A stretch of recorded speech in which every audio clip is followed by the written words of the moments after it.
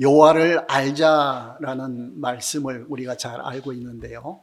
이것이 호세아서에 기록이 되어 있습니다. 그러니까 여호와를 알자라는 이 말씀이 호세아서의 핵심 내용이 됩니다.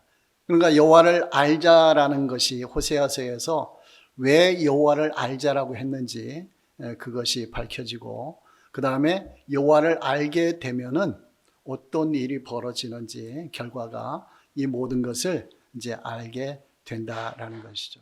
그러니까 오늘 이 본문에서 여호와를 알자 이 내용만 알게 되면은 이스라엘 백성들의 신앙생활에 아무 문제가 없게 된다라는 거예요. 그러니까 호세아 선지자는 북이스라엘이 멸망할 시기, 그 가까운 시기에 예언 활동을 했던 사람입니다. 그러니까 뽕나무를 재배하고 양을 치는 평범한 목자였어요. 그런데 하나님이 특별히 부르셨어요. 그 왜 그러냐? 그 당시에 하나님의 선지자들이 약했기 때문에. 아모스 선지자도 역시 드고아에서부터 하나님이 부르셨습니다. 그 기존에 있는 그 선지자들은 요즘 흔히 말하는 어용 선지자 이렇게 되죠. 아합 시절에도 400명이라는 어용 선지자들이 있었어요. 아합 왕이 행하는 일을 무조건 옳습니다 찬성하는 그런 선지자들이 있었죠. 그 중에 누가 바른 말을 했다고요? 미가야 선지자가 하나님 말씀대로 전했다라고 했어요. 그러니까 이 멸망이 가까웠다라는 것은 그만큼 죄가 많고 타락하고 하나님을 잘 섬기지 못하고 우상 숭배로 심각한 상황이다라는 거예요. 그러니까 대부분 그 멸망이 무엇이 원인이 되는 거 아니요? 우상 숭배가 원인이 돼요. 우상 숭배. 그 다른 신을 섬기면서 우상을 섬기는 거죠. 그러니까 십계명 중에서 제1계명이 나 외에 다른 신들을 내게 두지 말라라고 했고요. 제2계명은 뭡니까? 너를 위하여 새긴 우상을 만들지 말고 그것들에게 절하지 말며 그것들을 섬기지 말라라고 했어요. 그러니까 다른 신도 믿으면 안 되고 다른 우상도 섬기면 안 된다라는 거예요. 그러니까 다른 신을 믿지 말라, 나만 믿어라. 왜 하나님이 이렇게 말씀하셨을까요? 하나님만이 참신이기 때문에. 그렇기 때문에 나만 믿어라. 하나님과 다른 신을 같이 믿어도 안 된다. 나만 믿어라. 그럼 모든 문제가 다 해결된다. 그런 의미예요. 그래서 다른 그 우상들 만들어 가지고 거기에 절하거나 섬기지 말라라고 했어요. 그 우상은 왜 우상이 만들어지는 거 아니요? 인간의 탐욕 때문에. 탐심은 우상이라고 했죠. 그러니까 인간이 탐욕이 있는 거예요. 가진 것 그 이상을 하려고 자꾸 하는 거예요. 인간의 욕심이죠. 누구라도 욕심은 있어요. 이게 건전한 방법으로 건전하게 하면은 좋은 거예요. 하나님께 간구하고 기도하고 응답받고 하나님의 축복 누리고 그렇게 살아가면 좋잖아요. 그럼 잘 살면 좋잖아요. 그런데 그 이상의 것을 자꾸 하려고 하는 거예요. 그러다 보니까 자꾸 아이고 하나님만 믿어서는 안 되겠네. 다른 신도 믿어야지. 이스라엘 백성들은 무슨 신을 주로 섬겼다고요? 바알신. 왜요? 풍요의 신이기 때문에. 농사를 잘 되게 해주는 신이기 때문에. 그래서 이스라엘 백성들은 하나님도 섬기고 바알도 섬기고 그러면 농사가 잘 될 줄 알았거든요. 근데 그것은 하나님의 뜻을 어기는 거였어요. 오히려 농사가 더 안 되는 쪽으로, 멸망하는 쪽으로 가게 되었다라는 거예요. 그러니까 이스라엘 백성은 언약 백성이에요. 그냥 일반 백성이 아니에요. 일반 민족이 아니에요. 특별한 백성이에요. 왜 특별한 백성이죠? 언약을 맺었기 때문에. 언약을 맺었다는 것은 약속을 했다는 거죠. 하나님과 어떤 약속을 했어요? 나는 너희 하나님, 너희는 내 백성. 이 관계는 뭐예요? 나는 내 백성인 너희를 철저하게 보호해 줄 것이다. 이것하고 그 다음에 그 대신에 너희는 나만 믿어야 된다. 그거예요. 이게 언약 백성이거든요. 여러분도 예수님 믿고 세례 받았잖아요. 그러면은 언약 백성인 거예요. 하나님만 믿겠습니다. 그 언약 백성인 거예요. 그러면 하나님이 보호해 주시고 인도해 주시고 또 우리는 하나님만 믿어야 된다라는 거예요. 자, 그런데 이스라엘 백성들이 이 당시에 바알 신을 또 아세라 신을 섬기는 거죠. 그러면 제1계명 범하는 거죠. 그 다음에 바알 상, 신상, 아세라 신상 이런 것들을 만들어가지고 세워놓고 거기에 절하게 하는 거예요. 그러면 이게 우상이 되는 거죠. 그러니까 바알 신도 섬기고 우상도 에게 절하기도 하고, 그러니까 1계명과 2계명을 동시에 범하게 되는 거예요. 그러니까 이것이 시간이 흐르면서 점점 더 심해졌다라는 거예요. 자, 호세아 선지자를 통해서 하나님 이스라엘 백성들에게 그 권고의 말씀 또 경고의 말씀 주시는 거예요. 너희가 왜 이 상태까지 오게 되었느냐? 호세아 선지자를 통해서 알려주시는데 그것은 바로 나를 알지 못하기 때문이라, 그 말씀이에요. 그래서 여호와를 알자, 힘써 여호와를 알자. 그러면 하나님이 너희와 함께 하시고 너희에게 복을 주실 것이다 라는 거예요. 자, 이스라엘 백성이 언약 백성인데 하나님을 알까요, 모를까요? 너무나 잘 알고 있죠. 아브라함부터 선택된 백성이잖아요. 그 후손들이 이스라엘 백성이잖아요. 그러면서 하나님을 너무나 잘 알고 있어요. 아브라함 택한 거 알죠? 애굽에 들어간 거 알죠? 출애굽한 거 알죠? 10가지 재앙한 거 알죠? 그 다음에 홍해바다 건너고 광야에서 구름기둥, 불기둥으로 보호하시고 또 반석에서 물이 나게 하시고 또 가나안 땅을 정복하게 하시고 이 땅에서 살도록 하셨다. 이스라엘 백성 하나님 몰라요, 알아요? 알아요. 너무나 잘 알고 있는 거예요. 그럼에도 불구하고 호세아 선지자를 통해서 이 백성은 나를 모른다, 하나님을 알아라고 해라, 그렇게 지금 말씀을 주시는 거예요. 그러니까 이걸 잘 깨달아야 돼요. 자, 하나님을 안다라고 할 때 두 가지 의미가 있습니다. 두 가지. 첫 번째는 이론적으로 아는 거예요. 하나님이 누구신가 하나님에 관해서 아는 거예요. 그러니까 이스라엘 백성들은 조상들로부터 부모님들로부터 하나님에 관해서 많이 들었죠. 하나님을 알아요, 몰라요? 알아요. 모세오경 이 율법책도 갖고 있는 거예요. 하나님에 관해서 잘 아는 거예요. 그런데 더 중요한 것은 두 번째 것이 중요해요. 하나님을 알되 체험적으로 알아야 돼요. 경험적으로. 이게 중요한 거예요. 첫 단계는 이론적으로 알고 두 번째는 체험적으로 아는 거예요. 내가 직접 하나님을 체험하는 거예요. 경험해 보는 거예요. 그럴 때 성경에서 하나님을 안다라고 하는 것을 원래 뜻이 바로 그거예요. 이론적으로 알고 그 다음에 체험적으로도 알고, 이걸 아는 거예요. 여러분, 치유하시는 하나님 알죠? 이 하나님에 관해서 알고 있는 거예요. 여호와 라파, 치유하시는 하나님, 그래 성경에 기록되어 있어 알고 있잖아요. 근데 그것만 가지고 하나님을 제대로 아는 게 아니고 실제로 알려면 하나님이 나를 치유해 주셨다, 이걸 체험하는 거예요. 그러면 진짜로 하나님을 알게 된다라는 거예요. 그러니까 이스라엘 백성들은, 과거의 조상들은 하나님을 체험하면서 하나님을 알아왔어요. 근데 가나안 땅에 와서 다윗, 솔로몬 왕 시절 지나고 남북 갈라지면서 북이스라엘, 남유다 이렇게 진행되면서 가면 갈수록 하나님을 몰라갔어요. 이론적으로는 알고 있는데 체험적으로는 몰라가고 있는 거예요. 자꾸 잊어가고 있는 거예요.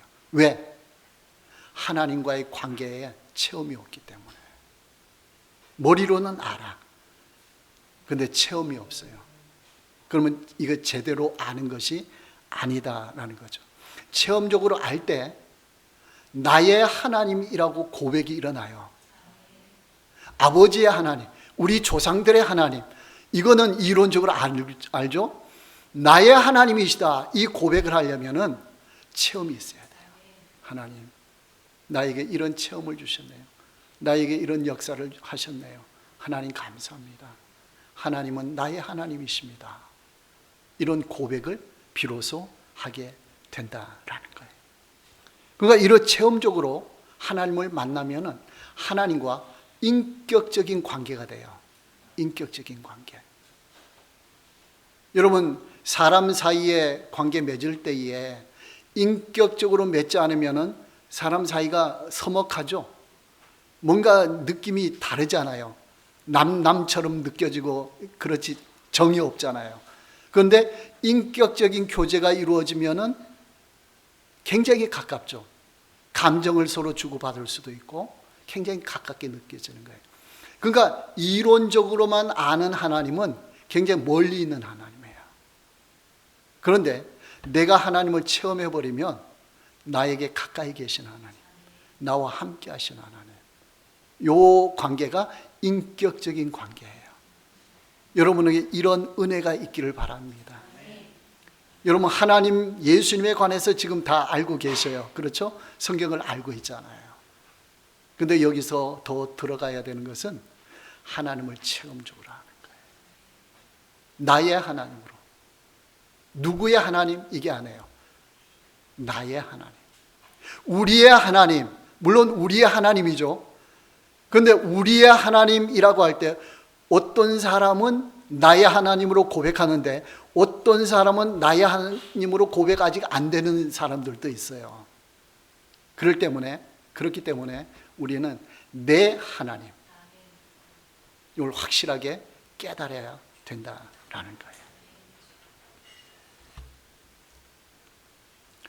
자, 여기서 한 가지 더 중요하게 나아가서 생각해 볼 것이 있어요. 민수기 14장 11절 말씀에 보면은 그 모세 시절에 말씀하신 거예요. 여호와께서 모세에게 이르시되 이 백성이 어느 때까지 나를 멸시하겠느냐? 내가 그들 중에 많은 이적을 행하였으나 어느 때까지 나를 믿지 않겠느냐라고 했어요. 자, 이적을 체험하면은 나의 하나님이라고 된다라고 했죠. 체험할 때에. 그런데 하나님께서 모세를 통해서 이 백성을 내가 수없이 이적을 행해 주었건만 출애굽부터 홍해 바다 건너고 애굽 생활, 광야 생활 할 때에 수많은 이적을 체험하게 해 줬는데 나를 믿지 않는다 그랬어요. 자, 이게 무슨 말일까? 그렇죠?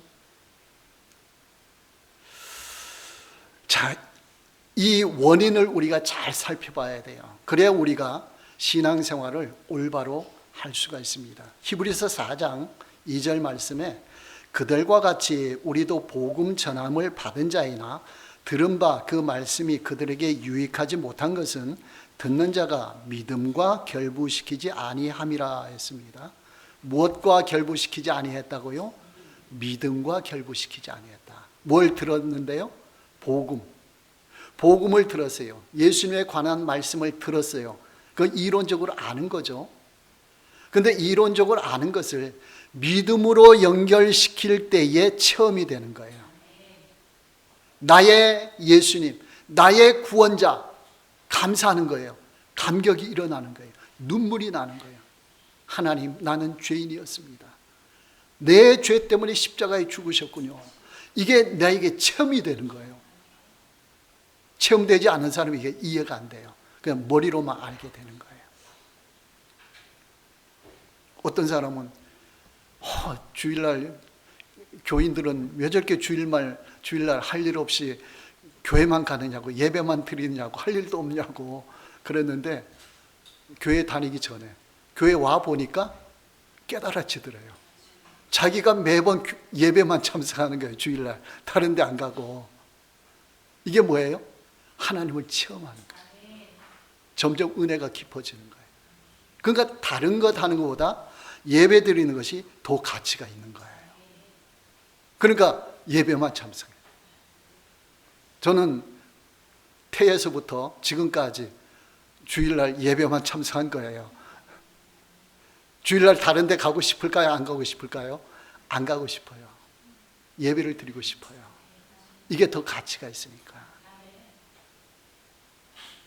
여러분, 이런 체험이 있기를 바랍니다. 여러분, 이론적으로는 다 아시죠? 이걸 내 것으로 만들어야 돼요. 그런데 이스라엘 백성 출애굽 1세대는 그런 많은 체험을 했는데, 체험을 하는 가운데서도 이 체험을 나의 것으로 만들지 못했어요. 이적을. 자, 나의 것으로 만들려면 어떤 일이 있어야 될까요? 홍해 바다를 건넜어요. 와, 굉장하다. 신나가지고 건넜어요. 건너고 나서 믿음이 안 생겨. 왜 믿음이 안 생길까요? 여러분 분석해 보세요. 여러분, 믿음이라는 것은 앞에 목적어가 반드시 붙어야 돼요. 하나님을 믿는 거예요. 예수님을 믿는 거예요. 말씀을 믿는 거예요. 목적어가 항상 붙어야 돼요. 목적어를 빼면은 이건 나의 신념이 되는 거예요. 인간적인 신념이 되어버려요. 믿음이.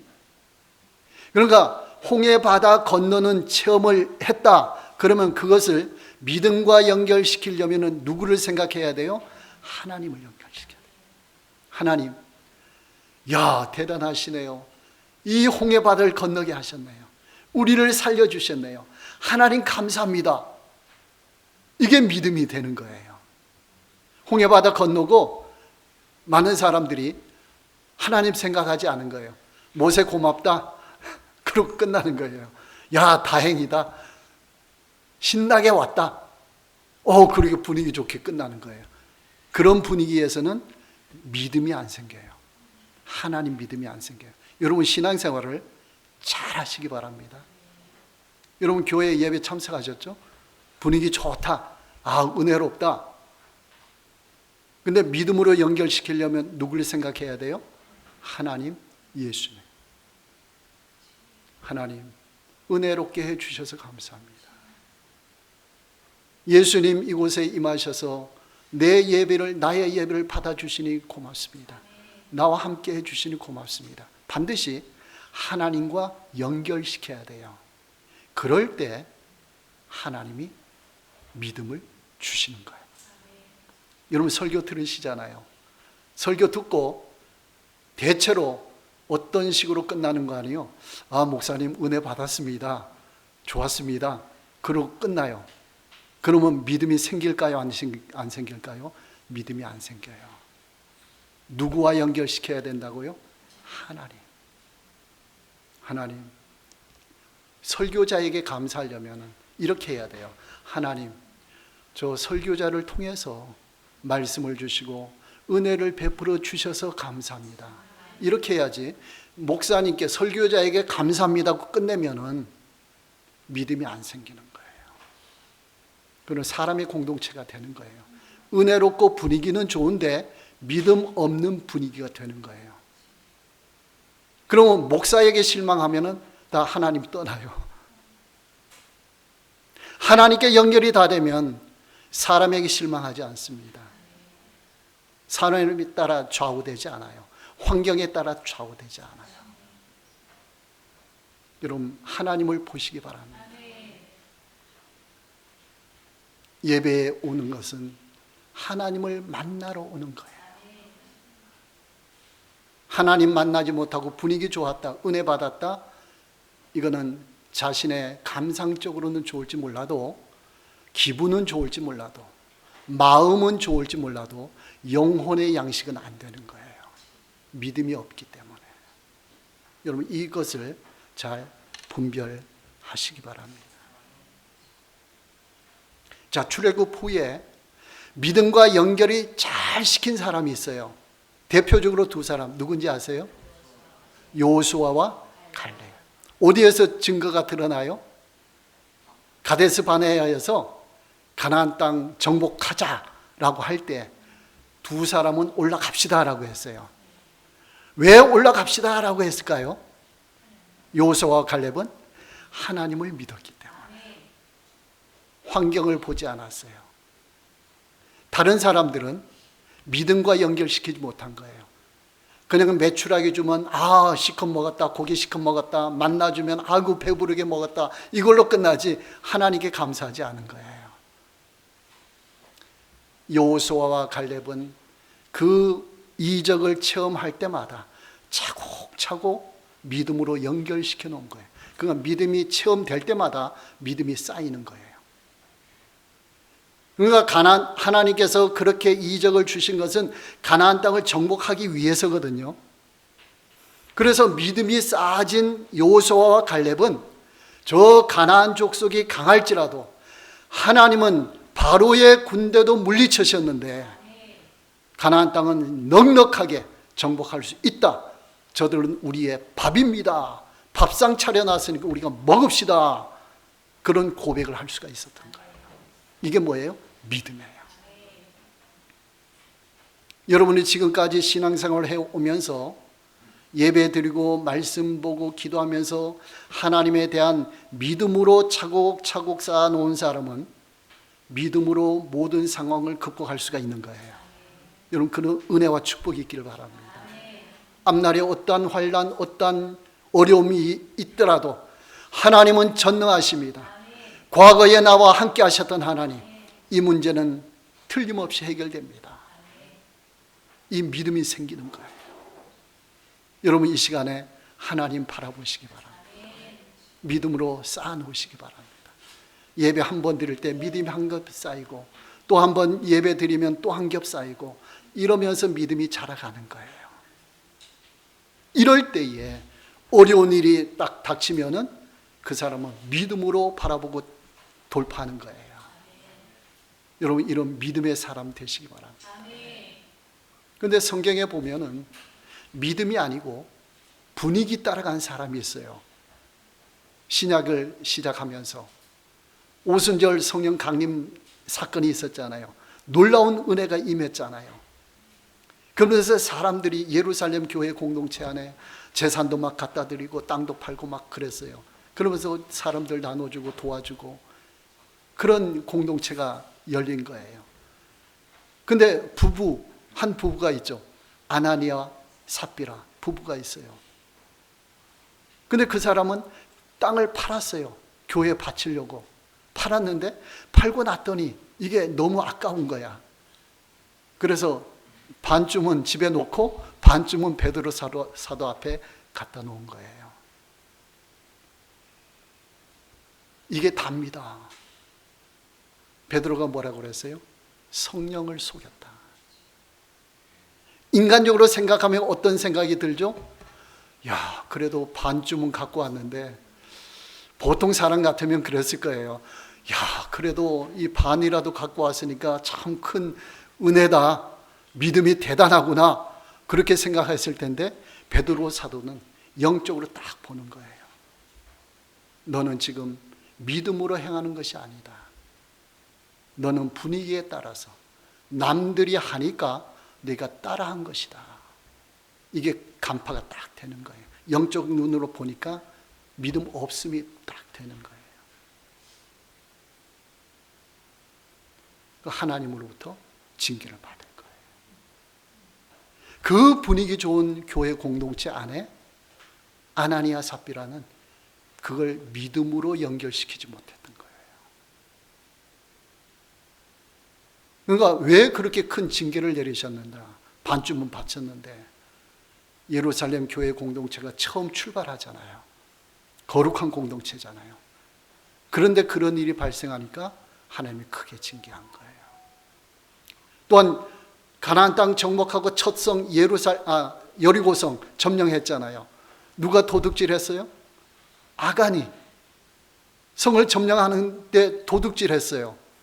도둑질한 게 큰 죄가 아니잖아요.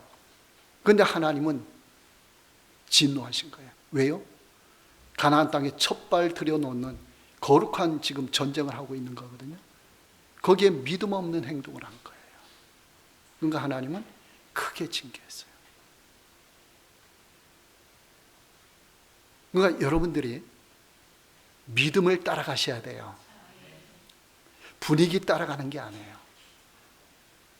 제가 과거에 목회하면서 분위기 조성 잘했었어요. 뭐 여러 가지 프로그램들 다 동원하고. 근데 나중에 가서 문제가 뭐냐? 프로그램은 잘 따라와서 분위기는 좋은데 믿음이 생기질 않는 거예요. 믿음이. 하는 만큼 믿음이 없는 거예요. 일은 열심히 하고 앞장서는데 그만한 믿음 없이 그냥 하는 거예요. 조직에 의해서.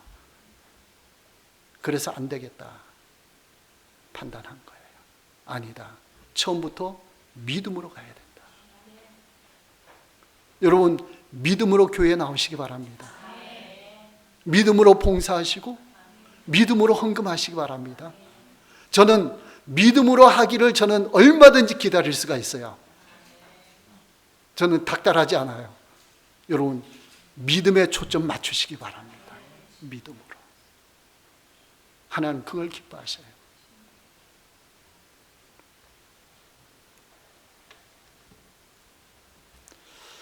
그러니까 이스라엘 백성은 세월이 흐르면 흐를수록 점점 하나님과의 관계가 멀어지는 거예요. 이론적으로는 알고 있지만 체험이 점점 약화되는 거예요. 머리로는 알고 있어요. 근데 냉랭한 신앙이 돼요. 머리로만 알고 있으면 가슴으로 알아야 돼요. 이게 체험이 일어나요. 그런 축복이 있기를 바랍니다. 체험이 일어날 때 능력이 발생해요. 능력이. 은혜가 넘치는 거예요. 그럴 때에 하나님만 섬길 수가 있고 우상숭배 생각도 일어나지 않는 거예요. 우상숭배는. 다른 신 섬기는 거는 생각도 일어나지 않아요. 그런 뜨거운 신앙으로 가게 될 때에. 그런데 하나님께서는 이미 이스라엘 백성에게 이 하나님을 잘 믿을 수 있는 길, 방법을 가르쳐 주셨어요. 가르쳐 주셨어요. 언제? 언약을 체결할 때. 이스라엘 백성이 언약을 체결할 때에 시내산에서 또 모압 평지에서. 그게 바로 쉐마예요.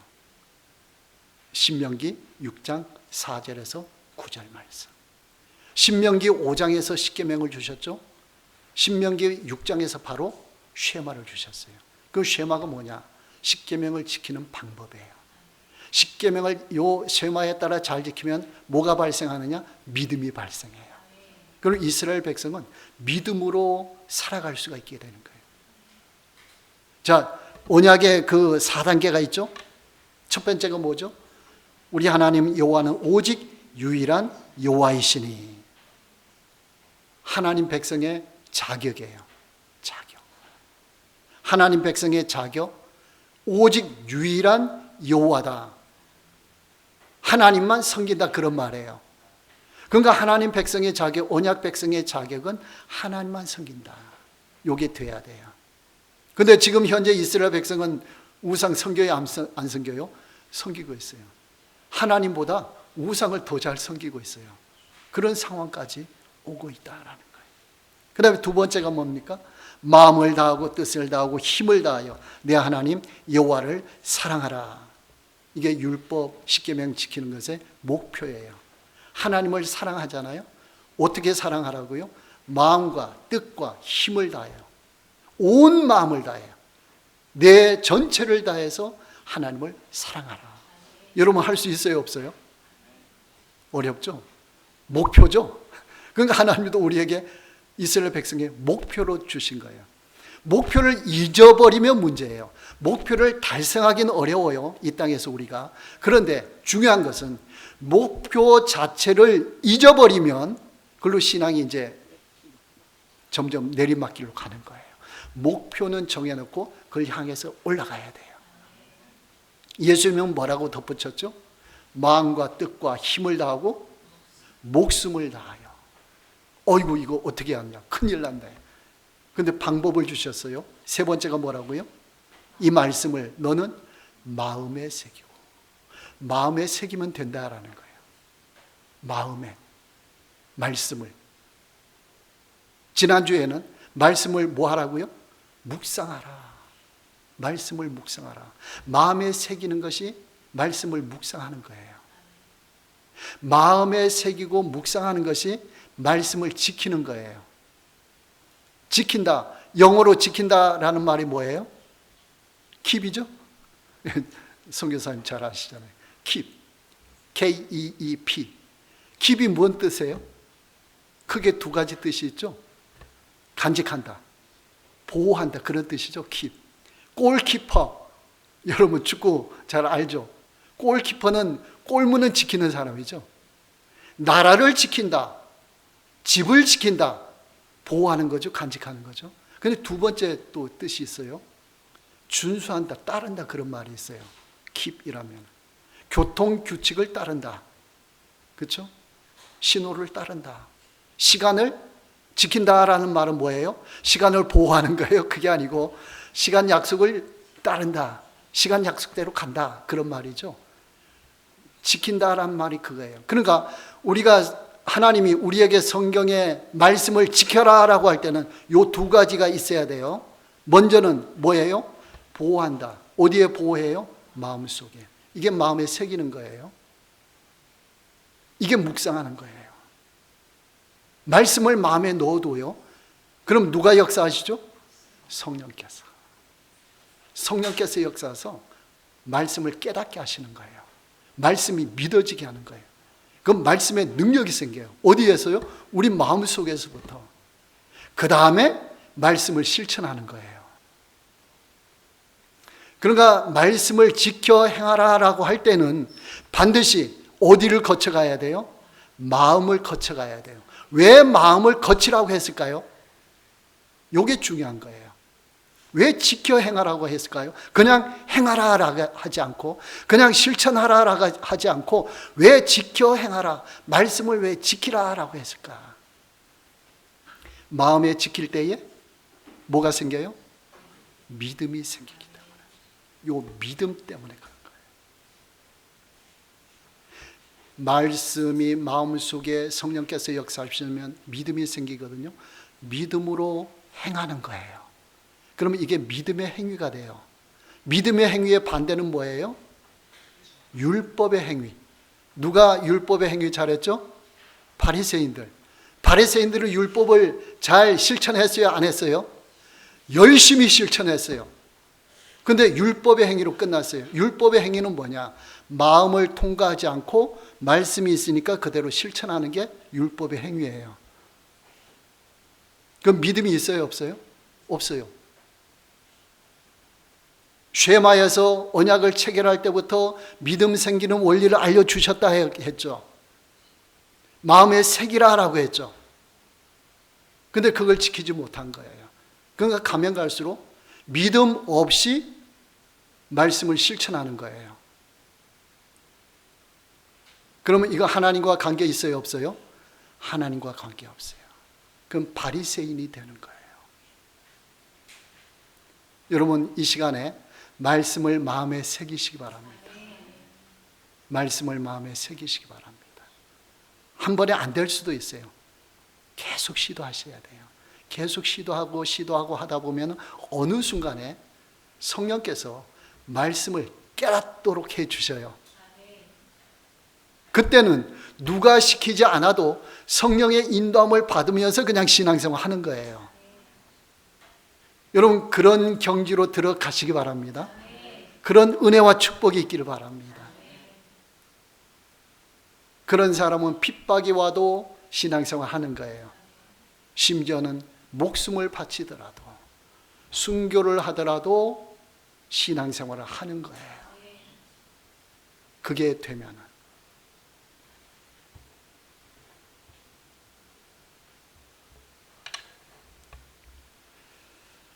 여호수아 1장 8절, 모세 뒤이은 후계자죠. 하나님이 여호수아에게 사명을 주시면서 이렇게 말씀하셨어요.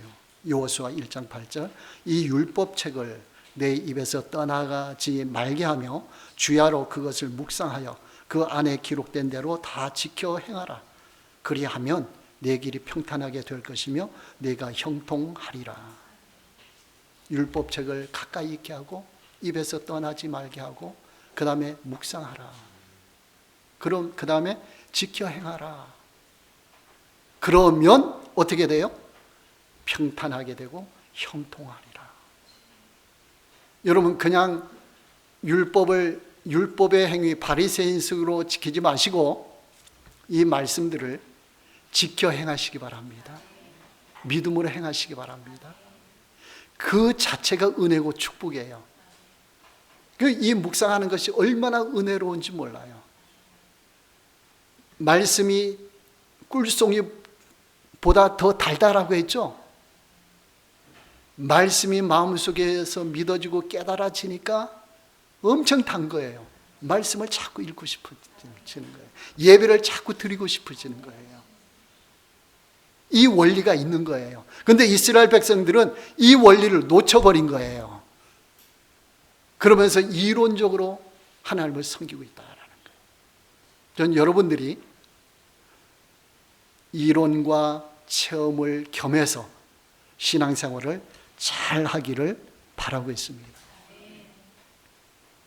여러분이 설교를 잘 들으시고 또 말씀을 잘 읽으시기 바랍니다. 거기에서 이론적으로 하나님이 누구신가, 예수님이 누구신가, 신앙생활을 어떻게 해야 되는가, 그걸 잘 아시기 바랍니다. 이걸 또 알아둬야 돼요. 그런 다음에 누구한테 사모해야 돼요? 성령께. 성령 하나님, 이 말씀 속에 역사해 주십시오. 여러분 성경을 읽을 때에 하나님 이 성경 말씀에 깨닫게 하시고 역사해 주십시오. 여러분 지금 말씀을 들을 때도, 설교를 들으실 때도 성령 하나님 저 말씀을 깨닫게 해 주십시오. 믿게 해 주십시오. 저 말씀을 통해 능력이 나타나게 해 주십시오. 그런 간절히 바라는 마음으로 설교를 들으셔야 돼요. 자, 이렇게 듣는 사람은 설교를 비판할까요, 안 할까요? 비판 안 하죠. 설교 비판한다는 것은 믿음이 없다는 증거예요. 비판할 시간 없어요. 은혜 받기 바쁜 거예요. 하나님, 이 시간에 은혜를 주십시오. 말씀이 깨달아지게 해주시고 말씀이 능력이 되어서 일주일 동안 살아가는 동안에 말씀의 능력으로 승리하게 해주십시오. 그렇게 간절한 마음으로 할 때에 하나님의 은혜가 임하는 거예요. 이것이 바로 말씀 체험 신앙이에요. 말씀을 통해서 하나님의 은혜와 능력과 축복이 넘치게 임하게 되는 것입니다.